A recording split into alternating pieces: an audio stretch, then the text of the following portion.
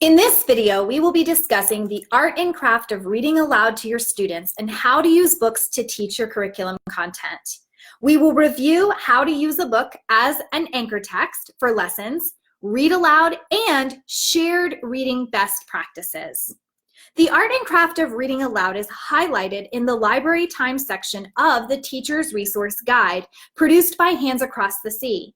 Read alouds are good to do daily in your classroom because they cover so many important skills that children need for learning. Discuss with someone sitting next to you some of the reasons given on this slide about why read alouds are so important to include when teaching. Pause the video now and give teachers a minute to discuss their thoughts. Facilitators can fill out a KWL chart about what you already know about anchor texts and interactive read alouds. What do you hope to learn about these concepts? We need at least 4 responses for each question. So pause the video once more and resume after you have filled out the first 2 columns of the KWL chart. Read alouds can often be used as anchor texts that you can build your language arts lesson on. Anchor texts are books that can be referred to often and are used as models to teach reading skills and strategies. First, we have to be familiar with the books in our school's library to know what books are available to use with our lessons. So if you haven't gone to your school's library, go! Pick out 5 books that look appealing, read them to yourself or to your own children at home, and start thinking about how you can use 1 or 2 of these books as an anchor text with your upcoming lessons. Here are 3 steps in accomplishing the process. Step 1, scan your curriculum. What are some key concepts you will need to teach this term? Step 2, make a list of how it can be used to teach. Step 3, read through the book and sticky note where this book mentions, models, or refers to content. Here are a few tips for building a set of anchor texts. Know your curriculum and subject matter. Browse the library books that connect with your upcoming lessons. How can the books in your library help you teach the content? Make a list of books that cover or supplement reading strategies. Anchor texts can be used in all grades, not just preschool and kindergarten. Grade 5 and 6 students love read alouds too. Here are a few tips to keep in mind when reading aloud. Introduce the book to the group. Read with expression. Build in time for listeners to respond along the way. Encourage predictions. Watch your audience, eye contact. Questioning to keep students on track. Point out parts of the story you noticed or especially liked. Encourage discussion about the story. So we are going to actually practice and model how to do an interactive read aloud and how to use an anchor text with the book 6 Crows by Leo Leone. This is a book Hands Across the Sea has sent to many school libraries that can be used to teach a number of curriculum content. I will share suggestions for younger grades as well as older grades. Take the ideas or questions that work best for you. What I will model with this book can be easily applied to other books that you have in your school library. So if you don't have this exact one, use what I'm sharing and modeling to apply to other books that you do have available to you. If your school doesn't have this book yet, please add it to your library wish list and share that with our literacy links when they visit, so we can add it to your book collection in the future. 6 Crows, a Fable by Leo Leone. An interactive read aloud is interactive. You want to make the read aloud like a conversation between you, the book, and the students. Engaging the students right from the beginning is key. One way to do that is by utilizing their prior knowledge. For this book, we could ask, have you ever seen a crow? What do you already know about crows? And allow 2 or 3 students to give a quick response. Now, these students don't have to stand up to respond. They can actually be seated around your feet and discussing with you in a short conversation or at their desks in a full class conversation. But it is important to involve your students because we want their brains thinking while they are listening. In a peaceful valley at the foot of the Balabadur Hills, a farmer cultivated a field of wheat. The soil was fertile and the spring rains had been gentle. What does fertile mean? The soil was fertile. Get your students to share their guesses and then affirm to them that fertile means farmable or ready for growing. Life would have been good and happy were it not for 6 noisy crows who nested in a tree nearby. Let's count the crows in the picture together.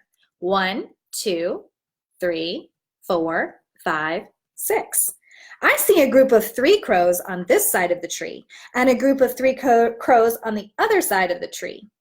We know that 3 plus 3 is what?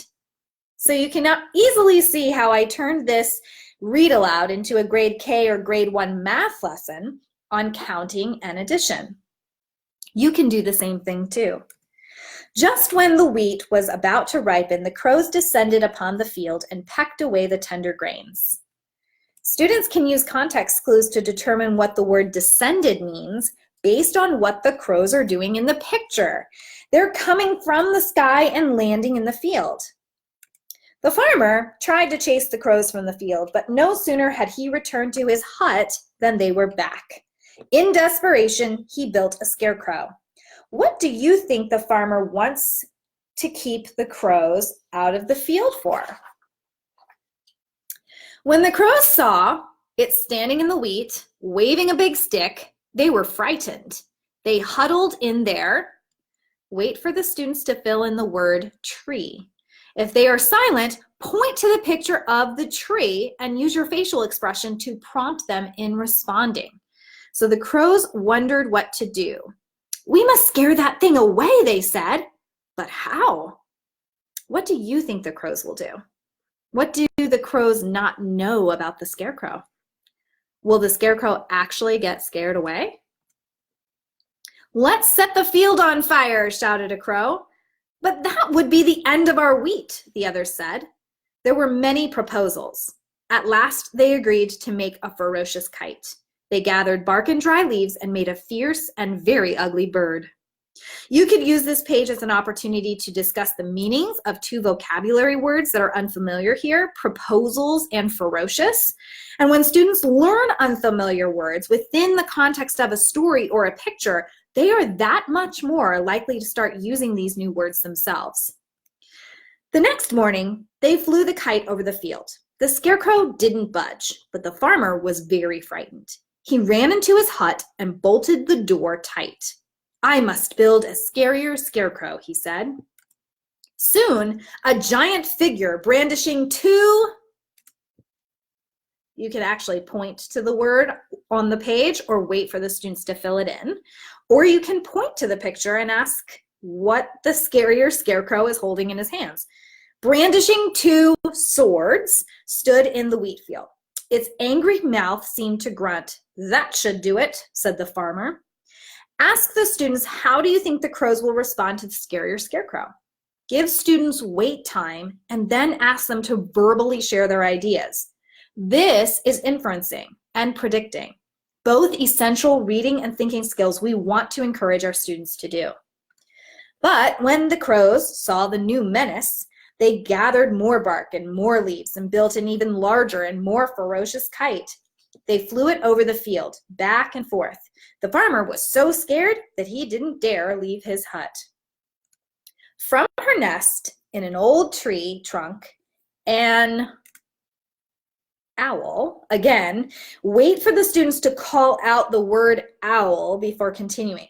So this is the beginning of shared reading.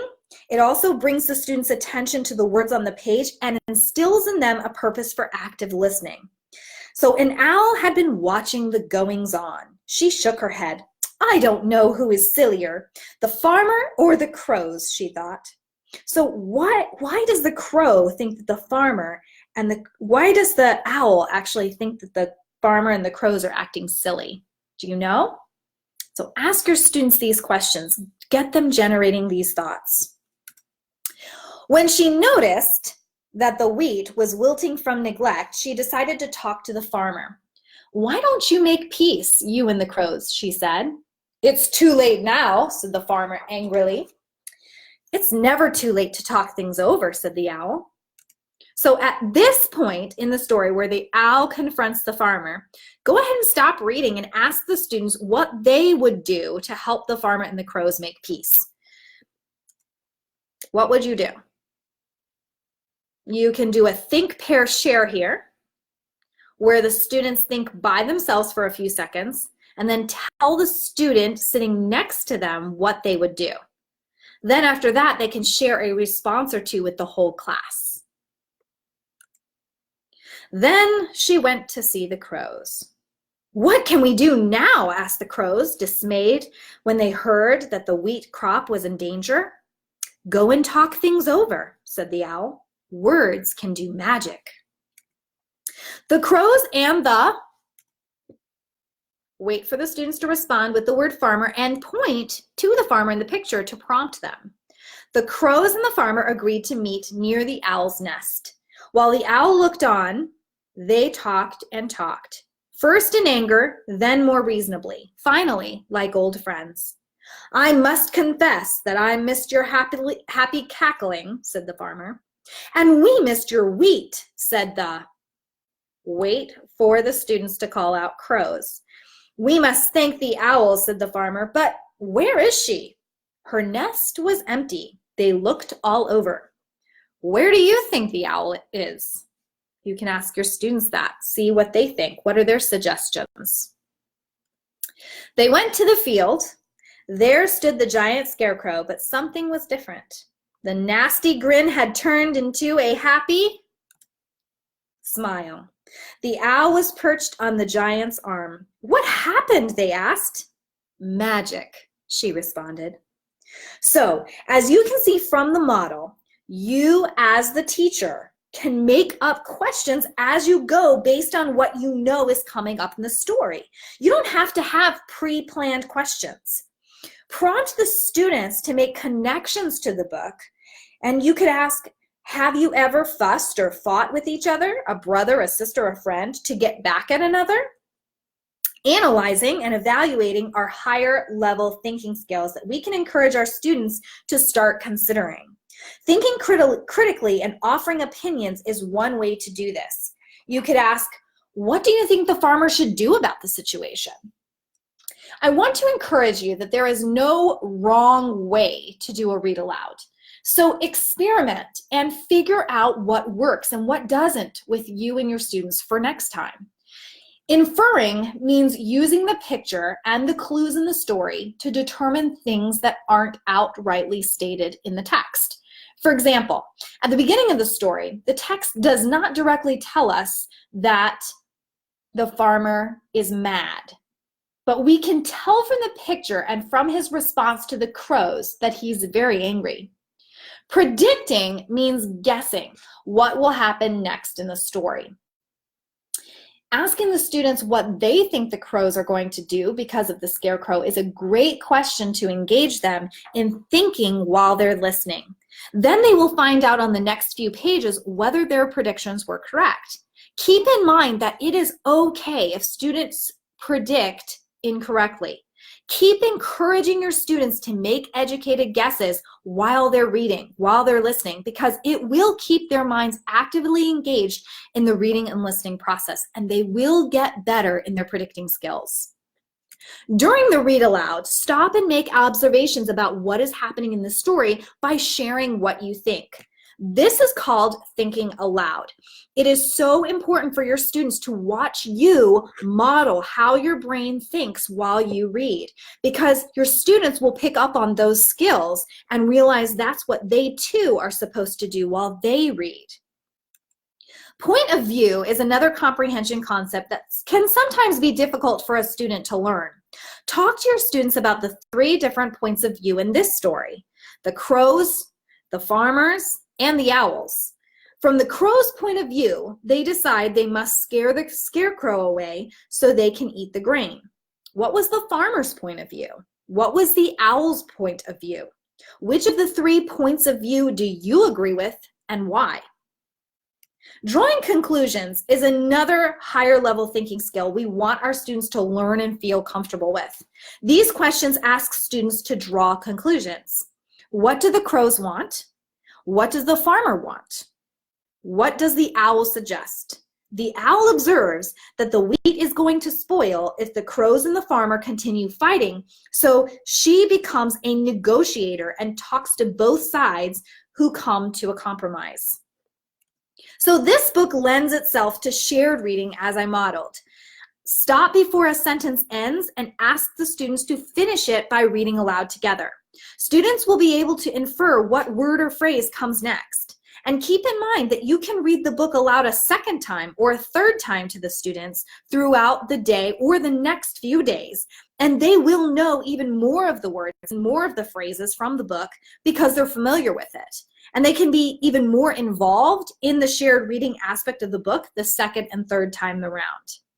The more familiar with a book, the more willing students are to participate in shared reading.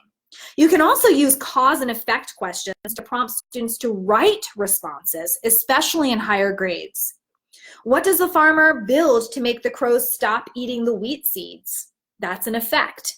What makes the farmer build an even scarier scarecrow? That's a cause. Synthesizing is another reading skill that requires practice. And something that we can do is we can question our students in being able to synthesize for themselves. The question, what does "words can do magic" mean? Is a prompt that can generate a class discussion synthesizing the meaning of the fable from the book, but also about how talking things out is better than letting what we are fighting over spoil. You as the teacher can guide the discussion to how we can apply the lesson from the story into your students' everyday lives. This is a huge concept that is so relevant and meaningful for so many students. So, what would you say are the benefits of an anchor text? Can you see how we can refer back to the Read Aloud 6 Crows when teaching all of the reading comprehension skills we just discussed? This can be done during one lesson, or you can use this book as an anchor text for the whole week, or several days, or during the course of a unit. You get to decide. The key is that you use books and their context to teach these skills rather than teaching the skills in isolation. It is so much easier for students to understand how to actually do these skills with an actual book. And when they are confident in the storyline, students are much more likely to go outside of their comfort zone to try to apply these reading comprehension skills. Now, let's go back to that KWL chart to add on what we learned and what we want to take back to our classes from this example. We need at least one response from each person. So go ahead and write down on a sticky note what is one new thing you learned today that you're going to try with your students, and let's fill this last column up with your sticky notes.